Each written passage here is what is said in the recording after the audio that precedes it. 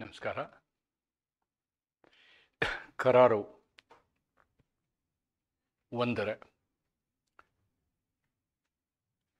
ಘಟಕ ಎರಡರ ಇನ್ನೊಂದು ವಿಷಯ ಕರಾರಿನ ಕಾನೂನಾತ್ಮಕತೆ, ಲೀಗ್ಯಾಲಿಟಿ, ಕಾನೂನಿತೆ ಅಂತಕ್ಕಂಥದ್ದು. Legality of the contract. ಇದನ್ನು ಒಪ್ಪಂದ ಅನ್ನೋದಕ್ಕಿಂತ ನಾವು ಕರಾರು ಅಂತ ಹೇಳ್ಬೋದು. ಕರಾರು ಇವತ್ತಿನ ಈ ಒಂದು ಲೀಗಾಲಿಟಿ ವಿಷಯದಲ್ಲಿ ಸ್ಪೆಸಿಫಿಕ್ ಆಗಿ ಕಲಂ 23ರಲ್ಲಿ ಕೆಲವೊಂದು ಕರಾರುಗಳು ಕಾನೂನು ಬಾಹಿರ ಅಂತ ಹೇಳ್ತಾರೆ. ದೇ ಆರ್ ನಾಟ್ ಲೀಗಲ್ ಅನ್ನೋದನ್ನು ಹೇಳ್ತಾರೆ. ಅದನ್ನು ಇವತ್ತು ವಿವರವಾಗಿ ನಾನು ನಿಮ್ಮೊಂದಿಗೆ ಚರ್ಚೆ ಮಾಡ್ತೀನಿ. Legality of contract, legality of the object of the contract. ಅಂದರೆ ನಿಮ್ಮ ಒಂದು ಕರಾರಿನ ಉದ್ದೇಶ ಕಾನೂನಾತ್ಮಕವಾಗಿದೆಯೋ ಇಲ್ಲವೋ ಅಂತಕ್ಕಂಥದ್ದು. ಸುಪಾರಿಯಲ್ಲಿ ಉದ್ದೇಶ ಇನ್ನೊಬ್ಬರನ್ನು ಸಾಯಿಸೋದಿರುತ್ತೆ. ಸೊ ಅದು ಕಾನೂನಿಗೆ ವಿರುದ್ಧವಾದದ್ದು. ಆ ರೀತಿಯಾದಂತಹ ಅನೇಕ ವಿಷಯಗಳನ್ನ ಈ ಒಂದು ಕಲಮಿನಲ್ಲಿ ನಮೂದಿಸಲಾಗಿದೆ. ಅವುಗಳನ್ನ ನೋಡೋದು ನಮ್ಮ ಸಿಲೆಬಸ್ ಪ್ರಕಾರ ಇಂಪಾರ್ಟೆಂಟ್. ಯೂನಿಟ್ 2ನಲ್ಲಿ ಅದನ್ನು ಮೆನ್ಷನ್ ಮಾಡಿದ್ದಾರೆ. That is their legality of contract ಅನ್ನೋದನ್ನು ನಮ್ಮ ಮೆನ್ಷನ್ ಮಾಡಿದರೆ ಅದ್ರ ಮೇಲೆ ಪ್ರಶ್ನೆಗಳು ಇದ್ದಾವೆ. ಆದ್ದರಿಂದ ಇದು ಕೂಡ ಒಂದು ಇಂಪಾರ್ಟೆಂಟ್ ವಿಡಿಯೋ ನಿಮಗೆ ಅಂತ ಹೇಳ್ತಾ ನೇರವಾಗಿ ವಿಡಿಯೋ ಪ್ರಾರಂಭ ಮಾಡ್ತೀನಿ. ಇಲ್ಲಿ for a contract to be valid under the contract act, it must have consideration, it must have object. No, it must have lawful consideration and lawful object. In fact, consideration we have elaborately discussed in our unit 1. ಪ್ರತಿಫಲ ಅಂತಕ್ಕಂಥದ್ರ ಬಗ್ಗೆ ನಾವು ವಿವರವಾಗಿ ಚರ್ಚೆ ಮಾಡಿದ್ದೀವಿ. But ಉದ್ದೇಶದ ಬಗ್ಗೆ ಚರ್ಚೆ ಮಾಡಿಲ್ಲ. ಲಾಫುಲ್ ಆಬ್ಜೆಕ್ಟ್, ಕಾನೂನಾತ್ಮಕ ಉದ್ದೇಶವಾಗಿರಬೇಕು ಅಂತಕ್ಕಂಥದ್ದನ್ನು ನಾವು ಚರ್ಚೆ ಮಾಡಿಲ್ಲ. If the object is unlawful, the agreement becomes void. The agreement becomes void and that is written in section 23. ಒಂದು ವೇಳೆ ಆ ಕಾನೂನು, ಆ ಉದ್ದೇಶ ಕಾನೂನಿಗೆ ವಿರುದ್ಧವಾಗಿದ್ದರೆ ಅಥವಾ ಕಾನೂನು ಬಾಹಿರವಾಗಿದ್ದರೆ ಅಥವಾ ಅನ್ಲಾಫುಲ್ ಆಗಿದ್ದರೆ ಅಂತಹ ಒಂದು ಒಪ್ಪಂದ ಇದೆಯಲ್ಲ ಅದು ಕರಾರಾಗೋದಿಲ್ಲ. ಒಪ್ಪಂದ ಕರಾರು ಆಗೋದಿಲ್ಲ. ಭಾರತೀಯ ಒಪ್ಪಂದ ಕಾಯ್ದೆ, ಒಪ್ಪಂದ ಬೇಡ ಕರಾರು ಕಾಯ್ದೆ ಅಂತಲೇ ಮಾಡೋಣ. ದಿಸ್ ಈಸ್ ಕರಾರು ಕಾಯ್ದೆ ಪ್ರಕಾರ ಒಂದು ಒಪ್ಪಂದ ಮಾನ್ಯವಾಗಲು ಅದರಲ್ಲಿರುವ ಪರಿಗಣನೆ ಮತ್ತು ಉದ್ದೇಶ ಎರಡೂ ಕಾನೂನುಬದ್ಧವಾಗಿರಬೇಕು. ಪರಿಗಣನೆಯನ್ನು ನಾವು ಮೊದಲೇ ನೋಡಿದ್ದೀವಿ. ಇವತ್ತು ಉದ್ದೇಶವನ್ನು ನಾವು ಸೆಕ್ಷನ್ 23ನಲ್ಲಿ ನೋಡ್ತೀವಿ. We are actually studying section 23 in detail. That is our objective today. That is our objective today. Now, if I straight away land into section 23, it is not correct. First, we should know what are all the essential elements of a valid contract. ಒಂದು ಕರಾರು ಕಾನೂನಾತ್ಮಕ ಆಗಬೇಕು ಅಂತಂದರೆ ಏನೇನು ಇರಬೇಕು ಅನ್ನೋದನ್ನು ನಾವು section 10ನಲ್ಲಿ ಹೇಳಿದ್ದೀವಿ. I have copied section 10 here. ಕಲಮು 10 ಇಲ್ಲಿ ನಾನು ಕಾಪಿ ಮಾಡಿ ಹಾಕಿದ್ದೀನಿ ನಿಮಗೆ. ಕಲಮು 10 ನೀವು ಓದಿದರೆ ವಾಟ್ ಅಗ್ರಿಮೆಂಟ್ಸ್ ಆರ್ ಕಾಂಟ್ರಾಕ್ಟ್ಸ್, ಯಾವ ಒಪ್ಪಂದಗಳು ಕರಾರುಗಳು, ಯಾವ ಒಪ್ಪಂದಗಳು ಕರಾರುಗಳಾಗುತ್ತವೆ,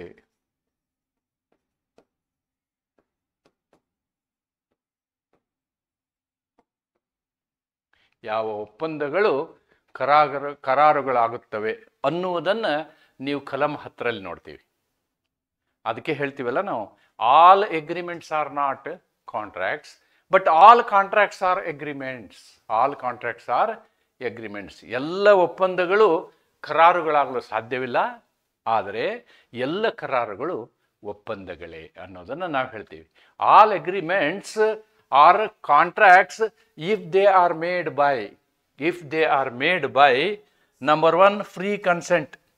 Number one, free consent, mukta sammati. Number two, competent to contract. Competent to contract. ಕರಾರು ಮಾಡುವ ಯೋಗ್ಯತೆ. ಕರಾರು ಮಾಡುವ ಯೋಗ್ಯತೆ ಇದನ್ನು ಕಲ್ತಿದ್ದೀವಿ ನಾವು. A minor is incompetent to contract. A lunatic is incompetent to contract. A person declared insolvent is incompetent to contract. A person inside the jail under conviction is incompetent to contract. A person of unsound mind is incompetent to contract. All these things we have studied. And there we should have a lawful consideration. ಒಂದು ಕರಾರಿಗೆ ಕೆಲವೊಂದು ಅಪವಾದಗಳನ್ನು ಹೊರತುಪಡಿಸಿ ಕಾನೂನಾತ್ಮಕವಾದ ಪ್ರತಿಫಲ ಇರಬೇಕು. ಕಾನೂನಾತ್ಮಕವಾದ ಪ್ರತಿಫಲ ಇರಬೇಕು. ಇದನ್ನು ನಾವು ನೋಡಿದ್ದೀವಿ. We have seen consideration. In detail we have considered consideration. And it should also have a lawful object. It should also have a lawful object. ಕಾನೂನಾತ್ಮಕ ಉದ್ದೇಶವನ್ನು ಹೊಂದಿರಬೇಕು. And are not hereby expressly declared to be void. Expressly declared to be void. ಈ expressly declared to be void ಅನ್ನೋದನ್ನು ನಾವು section 23 ನಲ್ಲಿ ನೋಡ್ತೀವಿ. ಯಾವನ್ನು ನಾವು ಬರಹದ ರೂಪದಲ್ಲಿ ಹೇಳಿಬಿಟ್ಟಿದ್ದೀವಿ ನಾವು. ಇಂತಿಂಥ ಕಾನೂನುಗಳು ಇಂತಿಂಥ ಕರಾರುಗಳು ಇಂತಿಂಥ ಒಪ್ಪಂದಗಳು ಕರಾರುಗಳೇ ಅಲ್ಲ. ಅವು ಮೊದಲಿನಿಂದಲೂ ಅಮಾನ್ಯ. ಅವು ಮೊದಲಿನಿಂದಲೂ ಅಮಾನ್ಯ ಅನ್ನುವುದನ್ನು ನಾವೇನು ಮಾಡಿದ್ದೀವಿ, ಸೆಕ್ಷನ್ 23 ನಲ್ಲಿ ಹೇಳಿದ್ದೀವಿ. ಸೆಕ್ಷನ್ 23 ನಲ್ಲಿ ಹೇಳಿದ್ದೀವಿ. ಯಾವ ಪರಿಗಣನೆ ಮತ್ತು ಉದ್ದೇಶ ಕಾನೂನು ಬದ್ಧ ಮತ್ತು ಕಾನೂನು ಬಾಹಿರ ಎಂಬ ವಿವರಣೆ ಇದರಲ್ಲಿ ಇದೆ. Section 23 to 24, section 23 to 24, agreements are void due to unlawful objects on different subjects. ಇವಲ್ಲದೆ ಬೇರೆ ಕೆಲವು ವಿಷಯಗಳಲ್ಲಿಯೂ ಏನಾಗಿದೆ, ಇವು ವಾಯ್ಡ್ ಆಗಿದ್ದಾವೆ. This I am taking another video. I am not doing it on today. This will be discussed in another video. It will be discussed in some other video. Today I am focusing in this video only on section 23. Section 23ಗೆ ಸಂಬಂಧಪಟ್ಟಂಥ ವಿಷಯವನ್ನು ಮಾತ್ರ ಇವತ್ತು ನಾವು ಚರ್ಚೆ ಮಾಡ್ತೀವಿ. Now what is section 23? I have written here. Section 23 ನಲ್ಲಿ ಅಥವಾ ಕಲಮು 23ರಲ್ಲಿ ಏನನ್ನು ಹೇಳಲಾಗಿದೆ? This is actually copy of the section 23 from the Indian contract act. Indian contract act ನಲ್ಲಿ ಕಲಮು 23 ಏನು ಹೇಳುತ್ತದೆ ಎನ್ನುವುದನ್ನು ನಾನು ಇಲ್ಲಿ ನಮೂದಿಸಿದ್ದೀನಿ. What considerations and objects are lawful and what are not, ಯಾವುದು ಅಲ್ಲ ಅಂತ. The consideration or object of an agreement is lawful unless ಇದು ಯಾವುದು ಇಲ್ಲದೆ ಹೋದರೆ ಅದು ಲಾಫುಲ್ ಅಂತ. If these things are not there, if any one of these ಅಲ್ಲ, if all these things are not there, then it is a lawful contract. ಅಥವಾ ಇದರಲ್ಲಿ ಯಾವುದಾದ್ರೂ ಒಂದು ಇಲ್ಲದೆ ಹೋದ್ರೂ, ಒಂದು ಇದ್ರೂ ಇಲ್ಲದೆ ಹೋದ್ರಲ್ಲ, ಒಂದು ಇದ್ರೂ ಅದು ಲಾಫುಲ್ ಕಾಂಟ್ರಾಕ್ಟ್ ಆಗೋದಿಲ್ಲ. It will B only agreement, it is not contract ಅನ್ನೋದನ್ನು ತಿಳ್ಕೋಬೇಕು. If unless it is forbidden by ಲಾ, ಕಾನೂನಿನಿಂದ ಅದು ಇಲ್ಲ ಆ ರೀತಿಯಾದ ಕರಾರು ಮಾಡಲಿಕ್ಕೆ ಆಗುವುದಿಲ್ಲ ಅಂತ ಹೇಳಿದರೆ. Is of a nature if permitted, ಒಂದು ಅದು ಎಂಥದ್ದು ಅಂತಂದರೆ, ನಾವು ಎಸ್ ಅಂದರೆ it would defeat the provisions of any law. ಆ ರೀತಿ ಕಾನೂನು ನೀವು ಮಾಡಿಕೊಂಡ್ರೆ ಈ ದೇಶದ ಯಾವುದೇ ಕಾನೂನಿಗೆ ಅದು ವಿರುದ್ಧವಾಗಿರಬಾರ್ದು. ವಿರುದ್ಧವಾಗುವಂಥ ಸಂದರ್ಭದಲ್ಲಿ ಅದು ಕೂಡ ಕರಾರಲ್ಲ. ಇಫ್ ಇಟ್ ಈಸ್ ಫ್ರಾಡುಲೆಂಟ್, ಫ್ರಾಡ್ ಕಲ್ತಿದ್ದೀವಿ ನಾವು. ಇಫ್ ಇಟ್ ಈಸ್ ಫ್ರಾಡುಲೆಂಟ್, ಅದರಲ್ಲಿ ಮೋಸ ಮಾಡುವ ಉದ್ದೇಶ ಇದ್ದರೆ. If involves or implies injury to persons or property of another, ನೀವು ಆ ಕರಾರನ್ನು ಮಾಡಿದರೆ ಇನ್ನೊಬ್ಬರಿಗೆ ಅದು ಹಾನಿಯನ್ನು ಉಂಟು ಮಾಡ್ತಿದ್ರೆ, ನೀವು ಕರಾರು ಮಾಡ್ಕೊಂಡವ್ರನ್ನ ಬಿಡಿ, ಮೂರನೇ ಪಾರ್ಟಿಗೆ ಅದು ಹಾನಿಯನ್ನು ಉಂಟು ಮಾಡ್ತಿದ್ರೆ ಅದಾಗೋದಿಲ್ಲ. The court regards it as immoral. ನೋಡಿ, ನಮ್ಮ ನ್ಯಾಯಾಲಯ ಅದು ಅನೈತಿಕ ಅಂತ ಹೇಳ್ತಾ ಇದ್ರೆ, for example prostitution, concubinage. So immoral, ಅನೈತಿಕತೆ ಇದ್ರೆ, are opposed to public policy, ಅದು ಸಾರ್ವಜನಿಕ ಹಿತಾಸಕ್ತಿಗೆ ವಿರುದ್ಧವಾಗಿದ್ದರೆ, ಸಾರ್ವಜನಿಕ ಹಿತಾಸಕ್ತಿಗೆ ವಿರುದ್ಧವಾಗಿದ್ದರೆ ಅವುಗಳನ್ನು ನಾವು ಕರಾರು ಎನ್ನಲು ಸಾಧ್ಯವಿಲ್ಲ. ಅವುಗಳ ಒಪ್ಪಂದ ಆಗ್ಬೋದು, they can be agreements but they cannot be contracts ಅನ್ನೋದನ್ನು ನಾವು ನೆನ್ಪಿಟ್ಕೋಬೇಕು. That is what I am discussing in this video, section 23. The same thing I have written bilingually, and example citations are there. Example citations are there. Forbidden by law. ಕಾನೂನಿನ ನಿರ್ಬಂಧ. ಕಾನೂನಿನಿಂದ ನಿರ್ಬಂಧಿಸಿದ್ದರೆ, if the object is prohibited by the law, agreement is void. void ಅಂದರೆ ಶೂನ್ಯ. ಅದು agreement ಅಂದರೆ ಅದು ಕರಾರೇ ಅಲ್ಲ. agreement is void. Satyabrata Ghosh versus Mugneeram Bangur. Unlawful object agreements not enforceable. Unlawful, ಕಾನೂನು ಬಾಹಿರವಾದಂತಹ ಒಪ್ಪಂದವನ್ನು ನೀವು ಮಾಡಿಕೊಂಡಿದ್ರೆ, ನಾನು ಎ ಯು ಬಿ ಯನ್ನು ಮರ್ಡರ್ ಮಾಡಲು 1 ಲಕ್ಷ ಕೊಟ್ಟಿದ್ದನು, ಬಿ ಯು ಅವನನ್ನು ಮರಣ ಮಾಡಲಿಲ್ಲ, ಆದ್ದರಿಂದ ಎ ಕೋರ್ಟ್ಗೆ ಹೋಗಕ್ಕೆ ಬರಲ್ಲ. ಎ ಕೋರ್ಟ್ಗೆ ಹೋಗಕ್ಕೆ ಬರಲ್ಲ. Defeats the provision of law, ಕಾನೂನನ್ನು ಮೀರಿದರೆ. If it is not directly forbidden but if permitted it will defeat the law. ನೋಡಿ, ವಂಚಕವಾಗಿದ್ದರೆ, ವಂಚನೆಯನ್ನು ಮಾಡುತ್ತಿದ್ದರೆ, ಇದಕ್ಕೆ ಒಂದು ಪ್ರಕರಣ, Pearce versus Brooks. Immoral purpose, prostitution is void. Prostitution, ವೇಶ್ಯಾವಾಟಿಕೆ, it is void. Involves injury ಮಾಡಿದರೆ, Kedarnath versus Ajodhia Prasad. If the object involves or implies to person or property another is unlawful. ಬೇರೆಯವರಿಗೆ ಹಾನಿಯನ್ನುಂಟು ಮಾಡುತ್ತಿದ್ದರೆ. Then immoral, ಅನೈತಿಕವಾಗಿದ್ದರೆ. ನೋಡಿ, concubinage, illicit sexual relations, all these things, ಇವೆಲ್ಲ ಏನಿವು ವೇಶ್ಯಾವಾಟಿಕೆ ಅಂತಹ ಕೆಲಸಗಳು. ಓಕೆ, ಇವು ಆಗೋದಿಲ್ಲ. Opposite to public policy. ನೋಡಿ, agreements contrary to good morals, justice, established interest of society. ಯಾವುದೇ ಸಮಾಜದ ಒಂದು ಏನು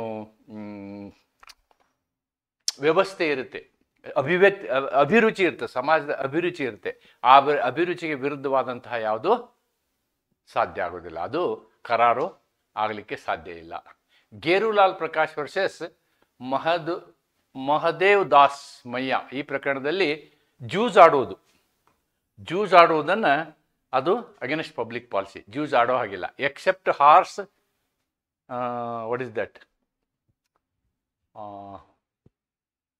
ಕುದುರೆ ರೇಸ್ ಹೇಳ್ತಾರಲ್ಲ, ಕುದುರೆ ರೇಸ್, ಹಾರ್ಸ್ ರೇಸಿಂಗಿಗೆ ಒಂದು ಪ್ರೊವಿಷನ್ ಇದೆ ನಮ್ಮಲ್ಲಿ. ಅದು ಬಿಟ್ಬಿಟ್ರೆ ಯಾವುದೂ ಜೂಜ್ ಆಟ ಆಡೋಂಗಿಲ್ಲ. Then there is one case law for this public policy. Okay, so these are certain things. ಅದಕ್ಕೆ ಕೆಲವೊಂದು ಉದಾಹರಣೆಗಳನ್ನ ತಗೊಂಡಿದ್ದೀನಿ ನಾನು. ಏನೇನು ಉದಾಹರಣೆಗಳನ್ನ ನೀವು ನೋಡೋದಾದರೆ, agrees to sell liquor without license. ನೋಡಿ, ನೀವು ಲೈಸೆನ್ಸ್ ಇಲ್ಲದೆ ಶರಾಬು ಮಾರಿದರೆ. Promise to help B in committing theft. ನೋಡಿ, ಯಾರೋ ಕೊಲೆ ಮಾಡುವ ವ್ಯಕ್ತಿಗೆ ನೀವು ಹೆಲ್ಪ್ ಮಾಡಿದರೆ, ಹೆಲ್ಪ್ ಮಾಡುವಂತಹ ಒಪ್ಪಂದ ಮಾಡಿಕೊಂಡ್ರೆ. ಮೂರನೇದ್ದು, ಅನೈತಿಕ ಸಂಬಂಧವನ್ನು ಇಟ್ಕೊಳ್ಳಿಕ್ಕೆ ಒಪ್ಪಂದ ಮಾಡಿಕೊಂಡ್ರೆ. ಯಾವುದೇ ವೈರಿ ದೇಶದ ವ್ಯಕ್ತಿಯೊಂದಿಗೆ ವ್ಯಾಪಾರ ಮಾಡುವಂತಹ ಸಂಬಂಧವನ್ನು ಇಟ್ಕೊಂಡ್ರೆ, ಈ ಥರನಾದಂತಹ ಕಾಂಟ್ರಾಕ್ಟ್ಗಳನ್ನು ನಾವು ಈ 23ಯಲ್ಲಿ ಹೇಳಿದಂತಹ ಈ ಎಲ್ಲ ಕಂಡೀಷನ್ ಇದಾವಲ್ವಾ, according to all these conditions, all these conditions, they are void. ಅವು ಯಾವ ಕಾಂಟ್ರಾಕ್ಟ್ ಅಲ್ಲ ಅನ್ನೋದನ್ನು ನಾವು ತಿಳ್ಕೊಳ್ಬೇಕು. ರೈಟ್? ಸೊ ಈ ಒಂದು ಇದಕ್ಕೆ 10-11 ಇಲಸ್ಟ್ರೇಷನ್ ಇದ್ದಾವೆ ಸೆಕ್ಷನ್ 23ಗೆ. ಇಂಪಾರ್ಟೆಂಟು ಈ ಇಲಸ್ಟ್ರೇಷನ್ಗಳು. ನನ್ನ ಪಾಠ ಮಾಡುವ ಉದ್ದೇಶ ಈ ದೃಷ್ಟಾಂತಗಳನ್ನು ನಿಮಗೆ ಎಕ್ಸ್ಪ್ಲೇನ್ ಮಾಡುವಂಥದ್ದು. 10 ಇಲಸ್ಟ್ರೇಷನ್ಗಳಿದ್ದಾವೆ. 10 ಇಲಸ್ಟ್ರೇಷನ್ಗಳ ಮೇಲೆ ನಾನು ಕ್ವಶನ್ ಪೇಪರ್ ನೋಡಿದ್ದೀನಿ. ಪರ್ಟಿಕ್ಯುಲರ್ಲಿ ಈ ಸೆಕ್ಷನ್ ಮೇಲೆ ಅಥವಾ ಏನು ವಾಯ್ಡ್ ಕಾಂಟ್ರಾಕ್ಟ್ಸ್ ಮೇಲೆ ಬಹಳಷ್ಟು ಸಲ ಪ್ರಾಬ್ಲಮ್ಗಳನ್ನ ಕೇಳಿದ್ದಾರೆ. ಎಲ್ಲ ಇಲಸ್ಟ್ರೇಷನ್ಲಿ ಏನು ಬರೆದಿದ್ದಾರೋ ಬರೆದಿರುವಂತಹ ಸಮಸ್ಯೆಗಳನ್ನು ನಿಮಗೆ ಪರೀಕ್ಷೆಯಲ್ಲಿ ಕೇಳ್ತಾರೆ. ಆದ್ದರಿಂದ ಇಲಸ್ಟ್ರೇಷನ್ಗಳನ್ನ ಅರ್ಥ ಮಾಡಿಕೊಳ್ಳುವುದು ಬಹಳ ಮುಖ್ಯ. ಹಾಗಾಗಿ ಇಲಸ್ಟ್ರೇಷನನ್ನು ನಾನು ನಿಮಗೆ ಇವಾಗ ಒಂದೊಂದಾಗಿ ಎಕ್ಸ್ಪ್ಲೇನ್ ಮಾಡ್ತೀನಿ. These illustrations are available for section 23. Section 23 ಕೆಳಗಿರ್ತಕ್ಕಂಥ ಇಲಸ್ಟ್ರೇಷನ್ಗಳಿವು. ಕಲಮ 23 ಕೆಳಗಿರ್ತಕ್ಕಂಥ ಇಲಸ್ಟ್ರೇಷನ್ಗಳು. ಒಂದನೇ ಇಲಸ್ಟ್ರೇಷನ್ ಏನು ಹೇಳುತ್ತೆ ನೋಡೋಣ. A agrees to sell his house to B for rupees 10,000. Here B promises to pay the sum of rupees 10,000 is the consideration for A's promise to sell the house, and A promise to sell the house is the consideration for B's promise to pay 10,000 rupees. This is a lawful contract. A B ಗೆ ಮನೆ ಮಾರ್ತಾನೆ ಅಂದರೆ A ಬಿಗೆ ಮನೆ ಕೊಡ್ತಾನೆ, B ಎಗೆ 10,000 ರೂಪಾಯಿ ಕೊಡ್ತಾನೆ. So there is promise and both have consideration. ದುಡ್ಡು ಕೊಟ್ಟವನಿಗೆ ಮನೆ ಸಿಗ್ತದೆ, ಅದು ಪ್ರತಿಫಲ. ಮನೆ ಕೊಟ್ಟವನಿಗೆ ದುಡ್ಡು ಸಿಗ್ತದೆ, ಅದು ಪ್ರತಿಫಲ. So this is A valid contract. Lawful consideration. Lawful consideration. Now U C the second one. What the second one says? A promises to pay rupees 1,000 at the end of 6 months if B, who owes the sum to B. B fails to pay it. B promises to grant time to C accordingly. I'll read it again. A promises to pay B rupees 1,000 at the end of 6 months if C, who owes the sum to B. Actually C ಬಿಗೆ 1,000 ರೂಪಾಯಿ ಕೊಡ್ಬೇಕಾಗಿರುತ್ತೆ. ಆವಾಗ A ಬಿಗೆ promise ಮಾಡ್ತಾನೆ 6 ತಿಂಗಳೊಳಗೆ ಅವ ದುಡ್ಡು ಕೊಡಲಿಲ್ಲ ಅಂದ್ರೆ ನಾನು ನಿನಗೆ ಕೊಡ್ತೀನಿ ಅಂತ. ಇದೇನಂತಂದ್ರೆ it is called surety. B fails to pay. B promises to grant time to C accordingly. ಇಲ್ಲೇನು ಮಾಡ್ತಾನೆ, ಬಿ ಸಿಗೆ ಟೈಮ್ ಕೊಡ್ತಾನೆ, ಪರವಾಗಿಲ್ಲ ನೀ ಇನ್ನೊಂದು ಸ್ವಲ್ಪ ದಿವ್ಸ ಬಿಟ್ಟು ಕೊಡು ಅಂತೇಳಿ. Here the promise of each party is consideration for the promise of the other party and they are lawful consideration. They are lawful consideration. ಈ ಶ್ಯೂರಿಟಿ ನೀವು ಇದು ಸ್ಪೆಷಲ್ ಕಾಂಟ್ರಾಕ್ಟ್ ಇದೆ, ಆ್ಯಕ್ಚುಲಿ ಶ್ಯೂರಿಟಿನಲ್ಲಿ ಮತ್ತೆ ಬರ್ತದೆ. ಇಲ್ಲಿ ಏನು ಅಂತಂದರೆ ಈ ಎಗೆ ಏನು ಕನ್ಸಿಡರೇಷನ್ ಇಲ್ಲಂದ್ರು ಅವ ಬಿಗೆ ದುಡ್ಡು ಕೊಟ್ಟಿರೋದೇ ಎಗೂ ಕನ್ಸಿಡರೇಷನ್ ಆಗುತ್ತೆ. That is the concept that you will learn in next year as a special contract. ನೋಡಿ ಅದನ್ನೇ ಇಲ್ಲಿ ಕನ್ನಡದಲ್ಲಿ ನಾನು ನಿಮ್ಗೆ ಹೇಳಿದ್ದೀನಿ. ಬಿ ಅನ್ನು ಎಕ್ಸ್ಪ್ಲೇನ್ ಮಾಡ್ತೀನಿ. ಎ ಸಿಂಪಲ್ ಇದೆ. ಎ ಬಿಗೆ 1,000 ರೂಪಾಯಿಗಳನ್ನು 6 ತಿಂಗಳ ಕೊನೆಯಲ್ಲಿ ಕೊಡುತ್ತೇನೆ ಎಂದು ವಾಗ್ದಾನ ಮಾಡುತ್ತಾನೆ. ಸಿ ಬಿಗೆ ಆ ಮೊತ್ತ ಬಾಕಿ ಇಟ್ಟು ಅದನ್ನು ಪಾವತಿಸಲು ವಿಫಲವಾದರೆ ಬಿ ಸಿಗೆ ಅವಧಿ ನೀಡುವುದಾಗಿ ವಾಗ್ದಾನ ಮಾಡುತ್ತಾನೆ. ಇಲ್ಲಿ ಪ್ರತಿಪಕ್ಷದ ವಾಗ್ದಾನವು ಮತ್ತೊಬ್ಬನ ವಾಗ್ದಾನಕ್ಕೆ ಪರಿಗಣನೆ ಆಗುತ್ತದೆ. So it is A valid consideration. Right? Next, A promises certain sum paid to him by B to make good B the value of his ship if it is wrecked on a certain voyage. Here A's promise is consideration for B's payment and B's payment is consideration for A's promise, and this is lawful consideration. Nodi, A promises for certain sum paid to him by B. Actually these are all consideration problems. I don't think ee chapter ge idu samand barudilla, but it is there. Let me explain it. A promises for certain sum paid to him by B to make good B the value of his ship. ಅಂದರೆ B ship ಏನಾದರೂ ವಾಯೇಜ್ನಲ್ಲಿ ಹಾಳಾದರೆ ಅದನ್ನು make good ಮಾಡ್ತೀನಿ ಅಂತ. Here A's promise is consideration for B's payment. This is about consideration. Next D.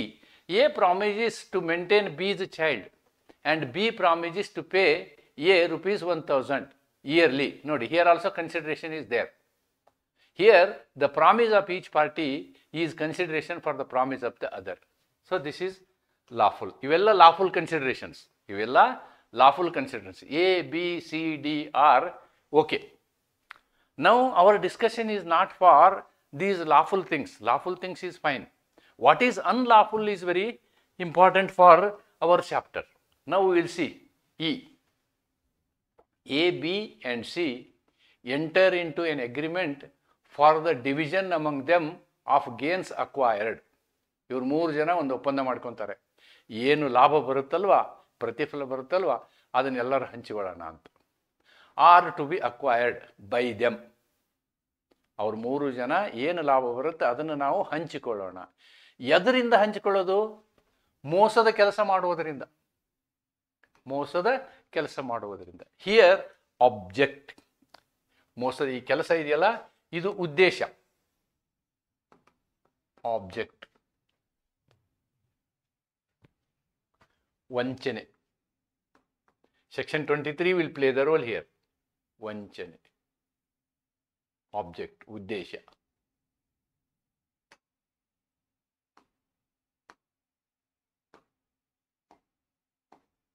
ಉದ್ದೇಶ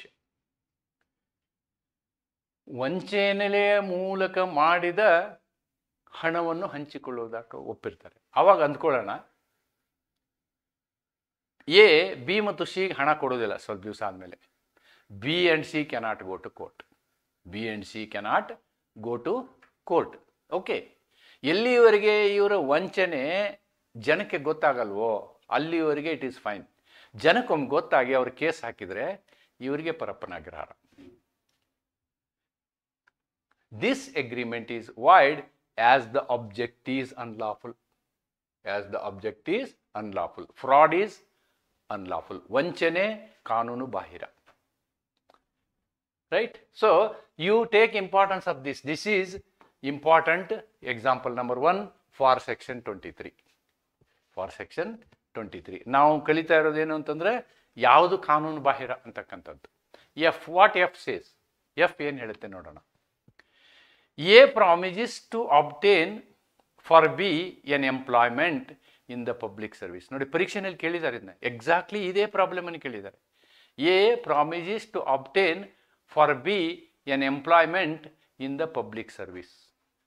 ಒಂದು ಸಾರ್ವಜನಿಕ ಅಥವಾ ಗೌರ್ಮೆಂಟ್ ಕೆಲಸದಲ್ಲಿ, ಗೌರ್ಮೆಂಟ್ ಡಿಪಾರ್ಟ್ಮೆಂಟಲ್ಲಿ ನಿನಗೆ ಕೆಲಸ ಕೊಡಿಸ್ತೀನಿ ಅಂತೇಳಿ ಪ್ರಾಮಿಸ್ ಮಾಡ್ತಾನೆ. And B promises to pay 1000 rupees. ಆವಾಗ ನನಗೆ ಕೆಲಸ ಕೊಡಿಸ್ತೀನಿ ಅಂದ್ಕೊಳ್ಳೇನೆ ಬಿ ಏನು ಹೇಳ್ತಾನೆ, ಆಯಿತು ಅಣ್ಣ, ಕೆಲಸ ಕೊಡಿಸಿದ್ರೆ ನಾನು ನಿನಗೆ 1000 ರೂಪಾಯಿ ಕೊಡ್ತೀನಿ. Right? Here it is A bribe. It is a bribe.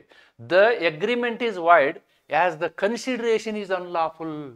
As the consideration, ಪ್ರತಿಫಲ ಏನಿದೆ ಇಲ್ಲಿ ಕಾನೂನು ಬಾಹಿರ ಆಗಿದೆ. ಪ್ರತಿಫಲ ಕಾನೂನು. So it is void. ಕೆಲಸ ಸಿಕ್ಕ ಮೇಲೆ ಅವನು 1000 ರೂಪಾಯಿ ಕೊಡಲಿಲ್ಲ ಅಂತ ಹೇಳಿ ಬಿ ಕೋರ್ಟ್ಗೆ ಹೋಗೋಕ್ಕಾಗಲ್ಲ.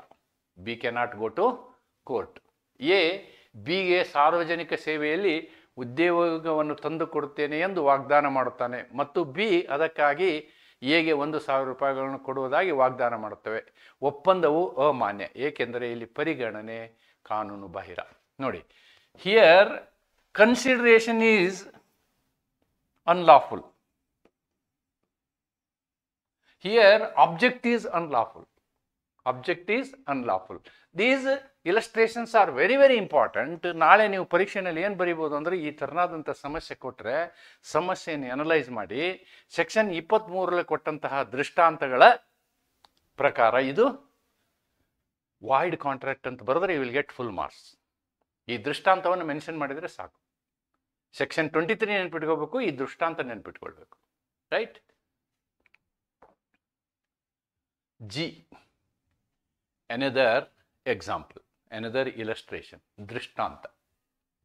A being agent for a landed proprietor, broker ಅಂತ ಹೇಳ್ತಾರಲ್ಲ ಅವರು, agrees for money without the knowledge of principal to obtain for B a lease of land belonging to his principal. The agreement between A and B is void as it implies a fraud by concealment by A on his principal. ನೋಡಿ, ಒಬ್ಬ agent ಒಬ್ಬ principal ಇರ್ತಾರೆ. ಇದು agent principal relation ನಿಮಗೇನಾಗುತ್ತೆ ಅಂತಂದರೆ special ಕಾಂಟ್ರಾಕ್ಟಲ್ಲಿ ಬರುತ್ತೆ. That you are going to learn in the next semester. Principal and agent, ಅವಕ್ಕೆಲ್ಲ ನಾವು ಸ್ಪೆಷಲ್ ಕಾಂಟ್ರಾಕ್ಟ್ ಅಂತ ಹೇಳ್ತೀವಿ, ವಿಶೇಷ ಕರಾರುಗಳು. ಆದರೂ ಇಲ್ಲಿ ಲಾಜಿಕಲಿ ಅದು ಏನಿದೆ ನೋಡೋಣ. A being a agent for landed proprietor. ಒಬ್ಬ ಓನರ್ ಇರ್ತಾನೆ, ಅವನೊಬ್ಬ ಏಜೆಂಟನ್ನು ಇಟ್ಕೊಂಡಿರ್ತಾನೆ.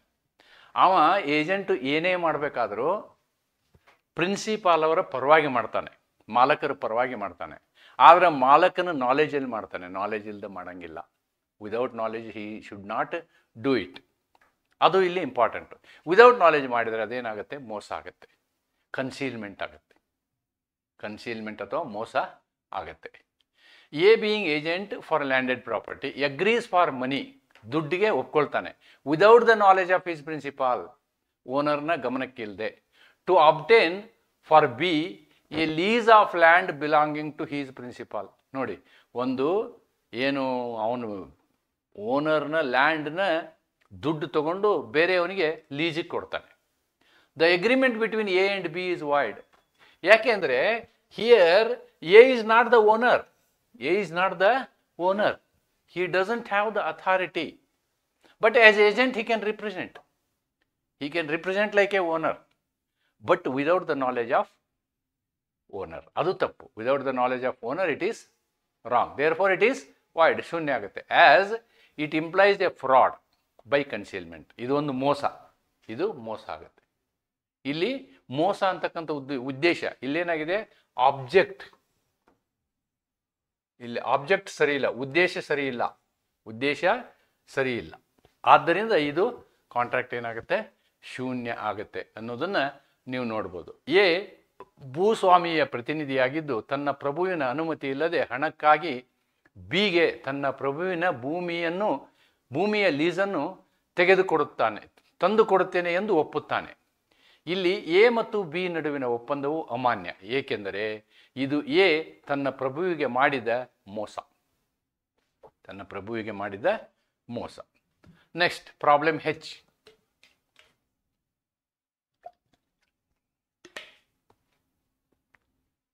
A promises to B to drop a prosecution which he has instituted against B for robbery, and B promises to restore the value of the things taken. The agreement is void as its object is unlawful.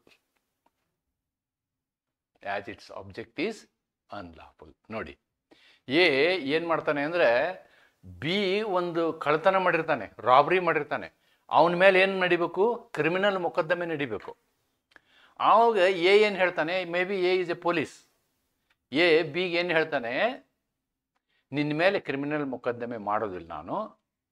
ಅದಕ್ಕೆ B ಏನು ಹೇಳ್ತಾನೆ, ಆಯಿತು ನಾ ಕದ್ದದಂತಹ ದುಡ್ಡೆಲ್ಲ ನಿನಗೆ ಕೊಡ್ತೀನಿ ಅಂತ. Therefore the agreement is void as object is unlawful. ಕಾನೂನು ಇದನ್ನು ಪರ್ಮಿಟ್ ಮಾಡಲ್ಲ, ಕಾನೂನು ಇದನ್ನು ಪರ್ಮಿಟ್ ಮಾಡೋದಿಲ್ಲ. ಎ ಬಿ ವಿರುದ್ಧ ಕಳ್ಳತನಕ್ಕಾಗಿ ಆರಂಭಿಸಿದ ಕ್ರಿಮಿನಲ್ ಪ್ರಕರಣವನ್ನು ಕೈ ಬಿಡುವುದಾಗಿ ವಾಗ್ದಾನ ಮಾಡುತ್ತಾನೆ, ಮತ್ತು ಬಿ ಕದ್ದ ವಸ್ತುಗಳ ಮೌಲ್ಯವನ್ನು ಹಿಂತಿರುಗಿಸುತ್ತೇನೆ ಎಂದು ವಾಗ್ದಾನ ಮಾಡುತ್ತಾನೆ. ಕನ್ಸಿಡರೇಷನ್ ಇದೆ, but those considerations are not lawful. ಆದ್ದರಿಂದ ಇದು ಅಮಾನ್ಯವಾದಂತಹ ಒಂದು ಒಪ್ಪಂದ. I, A's estate is sold for arrears of revenue under the provisions of the Act of the Legislature by which the defaulter is prohibited from purchasing the estate. B, upon understanding with A, becomes the purchaser and agrees to convey the estate to A upon receiving from him the price which B has paid. The agreement is void as it renders the transaction in effect a purchase by the defaulter and would so defeat the object of the law.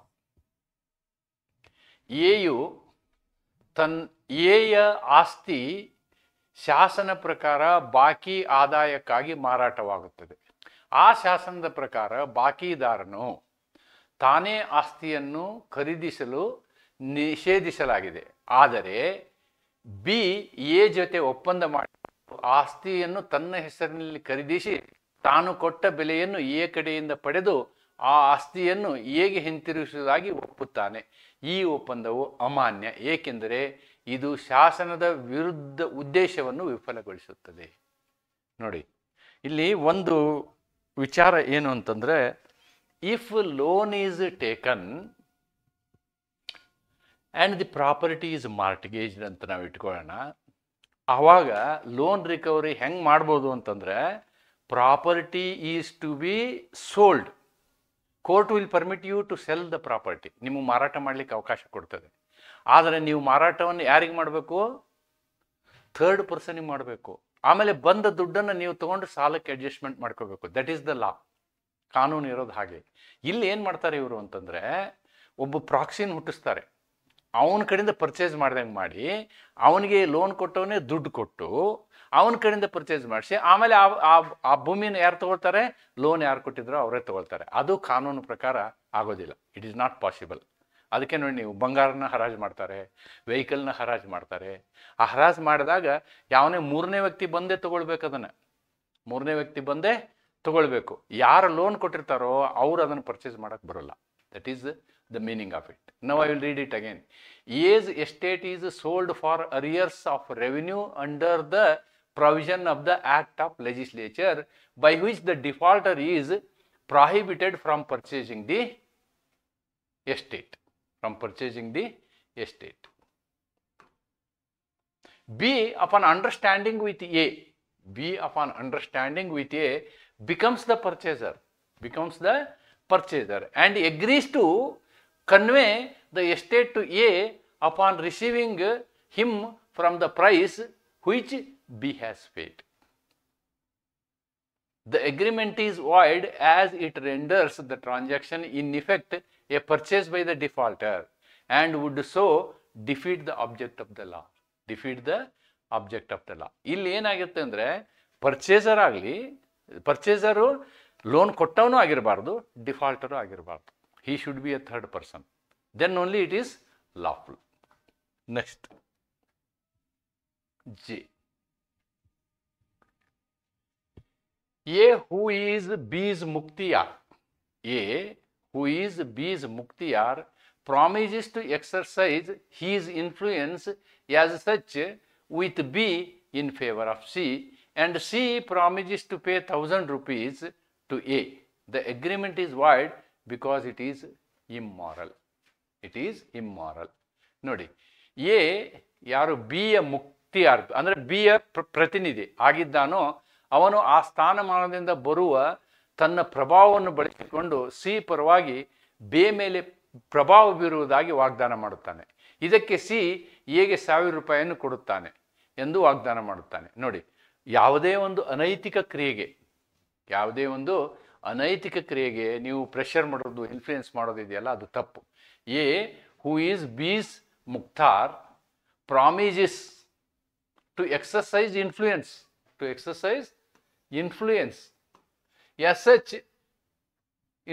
as such with B in favor of C, and C promises to pay.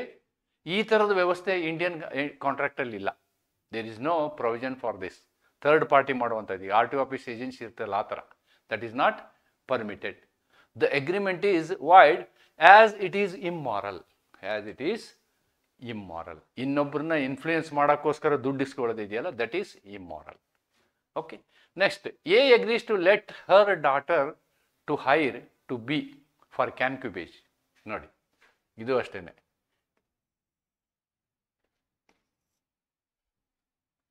A ಏನು ಮಾಡ್ತಾನೆ, ತನ್ನ ಮಗಳನ್ನು ಬಿಗೆ ಕೊಡ್ತಾನೆ. ಏನಕ್ಕೆ? ವೇಶ್ಯಾವಾಟಿಕೆ ಮಾಡಲಿಕ್ಕೆ. The agreement is void because it is immoral. Though the letting may not be punishable under the Indian penal code. ನೋಡಿ, ಆದರೆ ಕಾಂಟ್ರಾಕ್ಟ್ ಆಗೋದಿಲ್ಲ. This is not contract. A agrees. A ತನ್ನ ಮಗಳನ್ನು, ನನಗೇನು ಇದನ್ನು ಹೆಚ್ಚು ಎಕ್ಸ್ಪ್ಲೇನ್ ಮಾಡ್ಬೇಕನ್ಸೋದಿಲ್ಲ, ಬಿಗೆ ಉಪಪತ್ನಿತ್ವ ಅಥವಾ ಅನೈತಿಕತೆಗಾಗಿ ನೀಡಲು ಒಪ್ಪುತ್ತಾನೆ.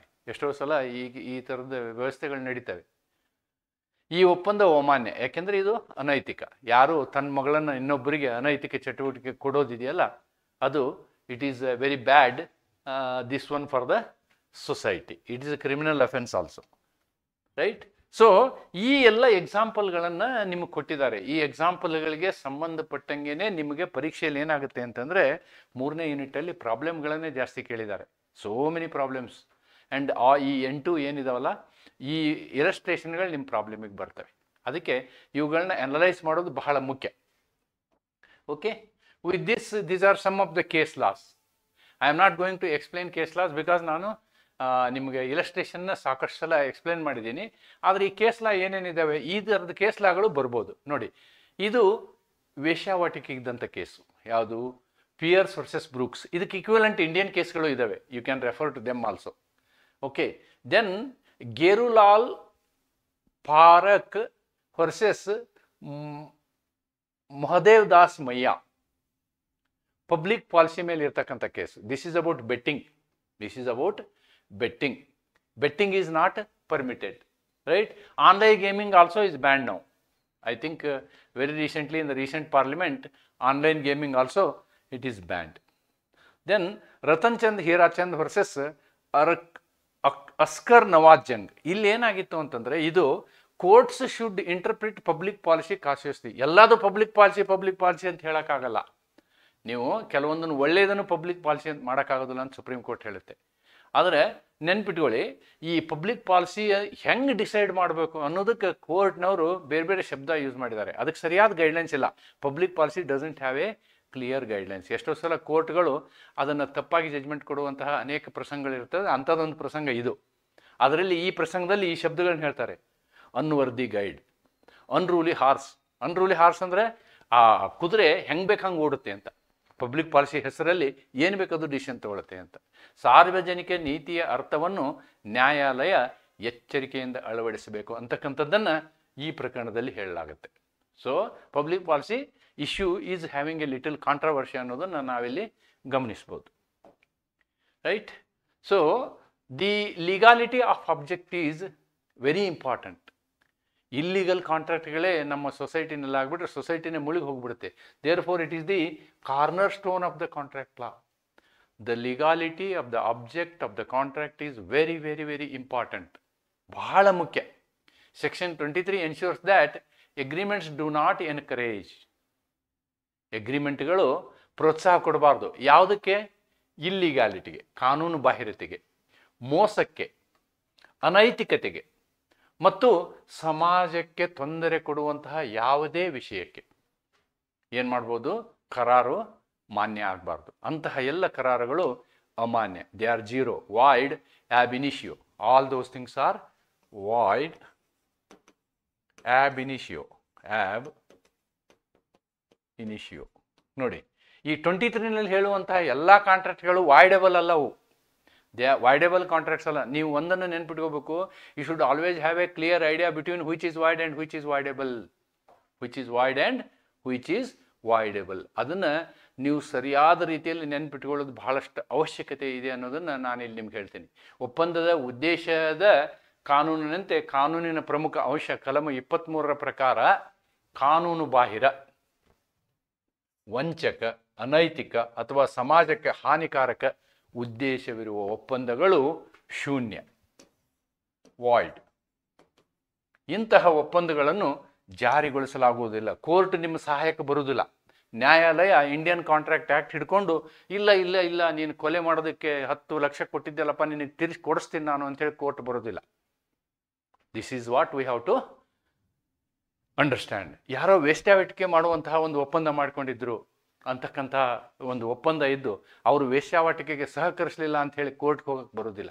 That is not permitted. That's what section 23 talks about ಅನ್ನೋದನ್ನು ನಾವಿಲ್ಲಿ ನೋಡ್ಬೋದು. ಅದಕ್ಕೆ ಸೆಕ್ಷನ್ 23ಗೆ ಸಂಬಂಧಪಟ್ಟಂತೆ ವಾಯ್ಡ್ ಕಾಂಟ್ರಾಕ್ಟ್ ಯಾವುವು ಅನ್ನೋದನ್ನು ನಾವು ಈ ಒಂದು ವಿಡಿಯೋನಲ್ಲಿ ನೋಡಿದ್ದೀವಿ ಅಂತ ಹೇಳ್ತಾ ನಾನು ಮತ್ತೊಮ್ಮೆ ನಿಮಗೆ ಹೇಳಕ್ಕೆ ಇಷ್ಟಪಡ್ತೀನಿ.